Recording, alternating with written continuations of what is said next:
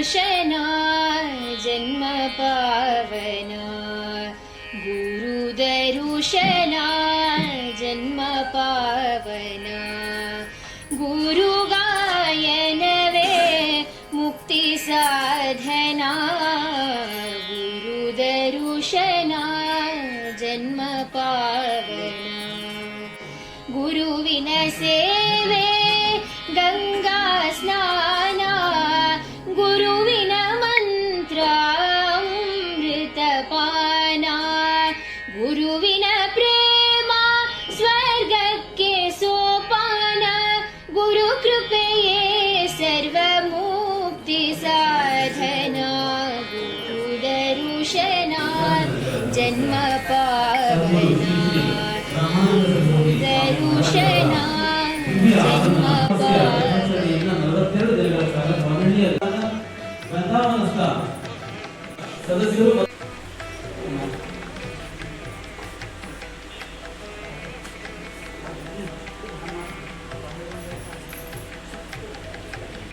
ಇಲ್ಲಿ ಸೇರಿರುವ ಎಲ್ಲ ಸದ್ಭಕ್ತರಿಗೂ ನಮಸ್ಕಾರಗಳು, ಸುಸ್ವಾಗತ.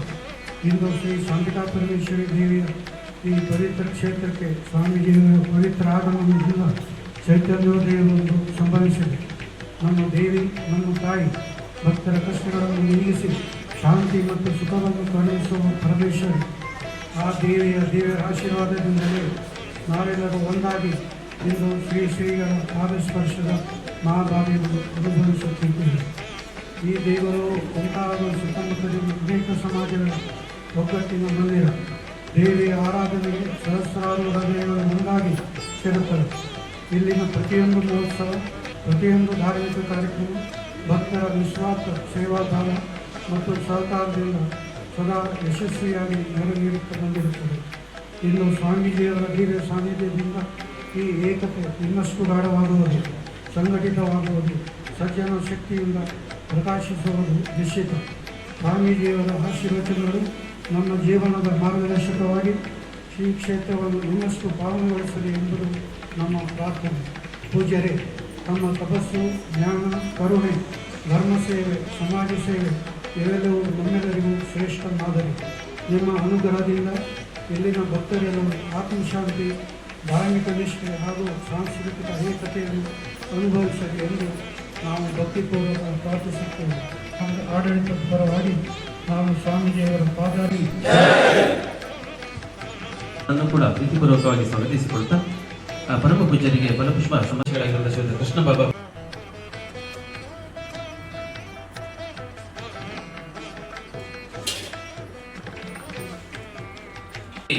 ಶ್ರೀ ದೇವಸ್ಥಾನಕ್ಕೆ ಆಗಮಿಸಿದ ಪ್ರಯುಕ್ತವಾಗಿ ದೇವಸ್ಥಾನದ ಸವಿ ನೆನಪಿನಲ್ಲಿ ಒಂದು ಕಿರು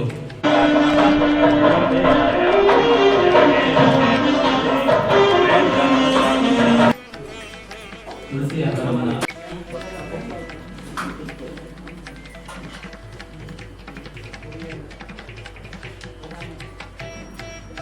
ಹಾಗೆಯೇ ಶ್ರೀ ದೇವಸ್ಥಾನಗಳು ಕೂಡ ಪರಮ ಪೂಜೆಗೆ ಫಲಸಮರ್ಪಣೆಯನ್ನು ಮಾಡುತ್ತಿದ್ದಾರೆ. ಮಹಾಸತಿ ದೇವಸ್ಥಾನದ ವತಿಯಿಂದಲೂ ಕೂಡ ಈ ಸಂದರ್ಭದಲ್ಲಿ ಪರಮ ಪೂಜೆಗೆ ಫಲಪುಷ್ಪ ಸಮರ್ಪಣೆಯನ್ನ ಮಾಡಿದ್ದಾರೆ. ಅವರಿಗೆ ಅವಕಾಶವನ್ನು ಕಲ್ಪಿಸ್ತಾ ಇದ್ದೇವೆ. ಎಲ್ಲ ಸದ್ಭಕ್ತರ ಪರವಾಗಿ ಈ ಒಂದು ಫಲಪುಷ್ಪ ಸಮರ್ಪಣೆಯನ್ನ ಮಾಡಲಾಗ್ತದೆ. ಶ್ರೀಗಳ ಅನುಗ್ರಹ, ಆಶೀರ್ವಾದ ಸಹ ಎಲ್ಲ ಭಕ್ತರ ಮೇಲೆ ಇರಲಿ ಎನ್ನುವಂತಹ ಸದಾಶಯ ಪ್ರಾರ್ಥನೆ ನಮ್ಮೆಲ್ಲರೂ. ಈಗ ನಾಮಧಾರಿ ಸಮಾಜದ ವತಿಯಿಂದ ಶ್ರೀ ನರಸಿಂಹರಾಯರವರು ಪರಮ ಪೂಜ್ಯರಿಗೆ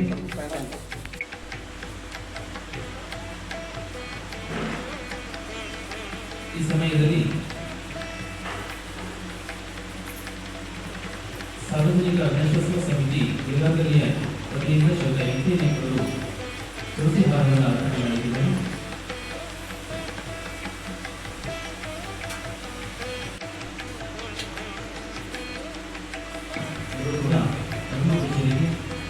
ತುಳಸಿ ಹಾರವನ್ನು ಅರ್ಪಣೆ ಮಾಡಿದ್ದಾರೆ. ಹಾಗೆಯೇ ಶ್ರೀ ದತ್ತಾತ್ರೇಯರು ಕೂಡ ಈ ಸಮಯದಲ್ಲಿ ಪರಮ ಪೂಜ್ಯರಿಗೆ ತುಳಸಿ ಹಾರವನ್ನು ಅರ್ಪಣೆ ಮಾಡಿದ್ದಾರೆ.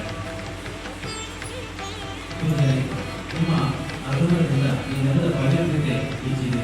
ತಮ್ಮ ನುಡಿಯ ಮೂಲಕ ಧನ್ಯರಾಗಿ ಸಲ್ಲಿಸುವಂತೆ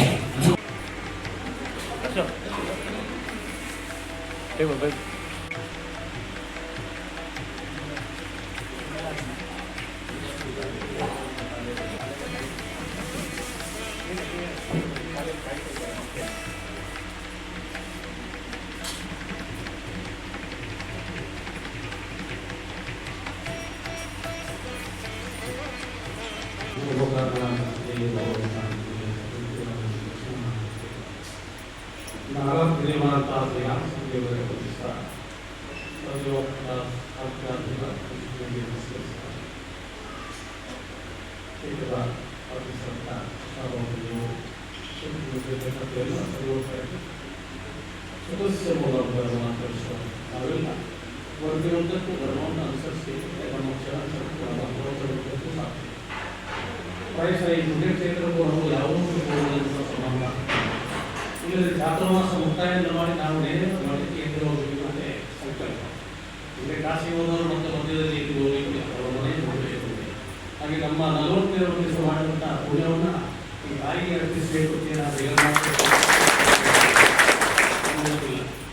ಕಾರಣ ಅದಕ್ಕೆ ಈಗ ಬೆಳೂರು ಮಠ ಅಂತ ಹೇಳಿದ್ರು. ಬೆಳೂರು ಮಠ ಕೇಶವಾಗಬೇಕು, ಸತ್ಯನಾಥ ಸ್ವಾಮಿ ಅವರಿಗೂ ಎಲ್ಲ ನಮ್ಮ ಪರಮಾತ್ಮರಾಗಿತ್ತು.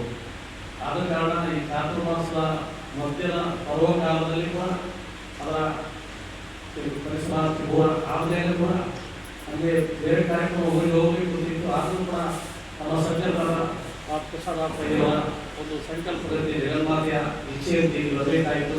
ಬಹಳ ಸಂತೋಷ ಆಯಿತು. ಎಲ್ಲ ಸಂತೋಷ ಸೇರಿದ್ದೀವಿ. ನಾವೆಲ್ಲರ ಸಂಕಲ್ಪ ಏನಂದರೆ ನಮ್ಮ ಎಲ್ಲ ವಿಚಾರಗಳು ಜಗನ್ಮಾತೆಯ ಸನ್ನಿಧಾನಕ್ಕೆ ಅರ್ಪಿಸುವುದು. ಗೌರವದಲ್ಲಿ ಎಲ್ಲ ಗೋಪಿಗಳಿಂದ ಸರ್ವಶ್ರೇಷ್ಠವಾದಂಥ ಶಕ್ತಿ ಜಗನ್ಮಾತೆಯಂತೆ ಎಲ್ಲರಿಗೂ ನಾವು ವಿಚಾರ. ಅದೇ ರೀತಿಯಲ್ಲಿ ಇರತಕ್ಕಂಥ ಸಾತ್ವಿಕ ಪರಮೇಶ್ವರಿಯ ಸನ್ನಿಧಾನಗಳನ್ನು ಸೇರಿಸಿ ನಾವು ಬಂದಿದ್ದೇವೆ. ನಮ್ಮ ಮನಸ್ಸೆಲ್ಲ ಸಂಕಲ್ಪವನ್ನು ಜಗನ್ಮಾತೆ ನೆರವೇರಿಸಿಕೊಳ್ತಿರ್ತೇವೆ. ಮಾತೆ ಜೈ ಶ್ರೀರಾಮ್, ಜೈ ಶ್ರೀರಾಮ್.